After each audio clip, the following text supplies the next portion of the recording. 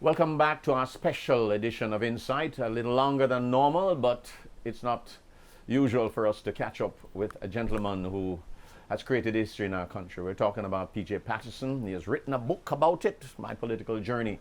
And this is our interview, and this is Insight. Sir, I remember very well after you won, and you were given to biblical presentations. And again, there are certain things I looked for in the book to see if it would coincide with my memory, and it did. Was it Psalms? And when they came, and I'm going to give you now. And when they came to eat up of my flesh, they stumbled and fell. Oh my God! And as I said it, You're in your Aki. as I said in the book, that was my opening. Yes. But I couldn't continue in that vein because that would have been Fractions. to perpetuate divisiveness. So having gotten that out, to which there was a tremendous response, It was a soundbite in the media. I went on to deal with the obligations to create unity, to remove divisiveness, and identify my own role and responsibility as leader of the party and subsequently the Prime Minister to ensure the healing which was required. And among other things, that was my preponderant reason for keeping the cabinet which I inherited intact and in place. Was it, as a leader, you go in there, you know those who came at you to eat of your flesh. You saw them. How do you handle? What's the message that you're giving us here? Because people came at you and they put their money out there, and you were able to say, come serve. I've been involved in the political organization for a very long time. I knew all the persons who were taking part in the campaign for or against my candidature over a very, very long period. To me, the litmus test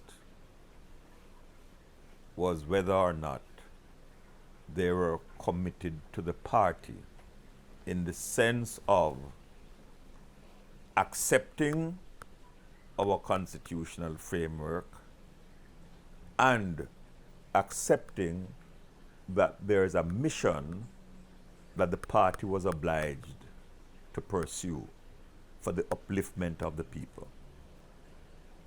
And for me, it no longer mattered who you supported in the election campaign. In fact, during the campaign, I had support from surprising quarters. I mentioned, for example, Paul Burke, who, having run against me twice as chairman, might have been expected to be supporting my rival. But he had seen how I had, as chairman, handled the matters within the party that served to create unity in accordance with our constitutional process. As I said in the book, on any issue, once we have full debate and we have come to a democratic decision, I have to fall in line. And I would be applying those same criteria to others who were being asked by me or chosen by the people to serve in various offices. You went out of your way, as far as I see from the vantage point of the press box, of separating your political life from your private life to the extent that you got some personal walloping.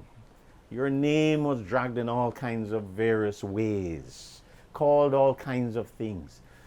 But you treated as if water running off a duck's back. Are you made of Teflon, sir? It's not easy.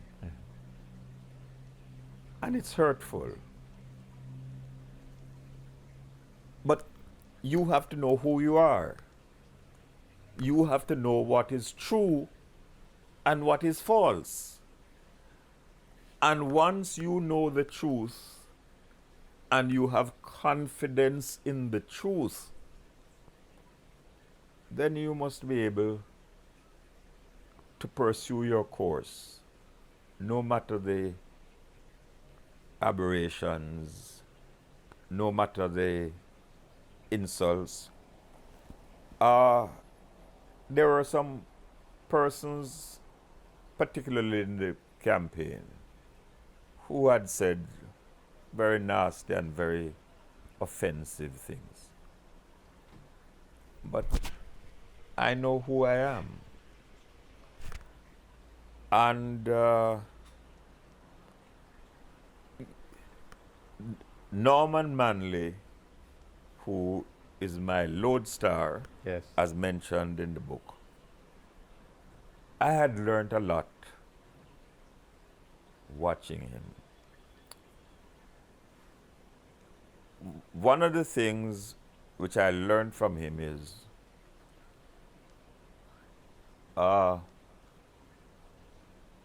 when people bring reports to you decrying others, he would say to them, "Are you willing to say that in the front of the person if I bring him here?" And almost invariably, there's a refusal.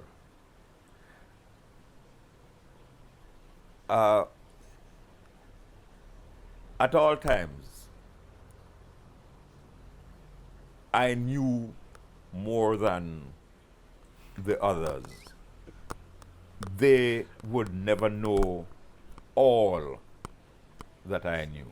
Yes. Yes. And that would enable me to ensure that where people had stood in the campaign no longer mattered. I remember the late Roger Clark. In the campaign, he didn't support me. But the people in his constituency said, "You go and vote how you want to vote. We will vote how we want to vote." Because I used to be in Roses Valley and Thornton and Silo and Balaclava long before him. Yes. He tells a story that after the elections, when I sent for him to meet me at Vale Royal, he came in fear and trembling. He left a very delighted person because I said to him, "We are about to divest the estate lands Yes. for cane production. I want you to take charge of it." Did he cry?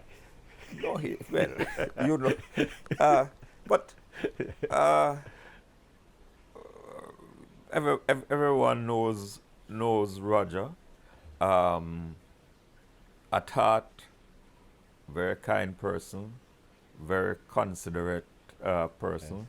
very honest person, and he was one of my stalwarts, both in the cabinet and in political organization. So, for example, when he ran to be a vice president and didn't quite make the cut, I thought his contribution was so important that with the leave and authority of the conference, I had to create a special position the Sunday at conference to make him Vice President Emeritus. Yes. I'm going to ask you to take a break there, sir. We'll be right back on Insight as we find out about the legacy of this gentleman. How does he see himself and how he would like others to see him?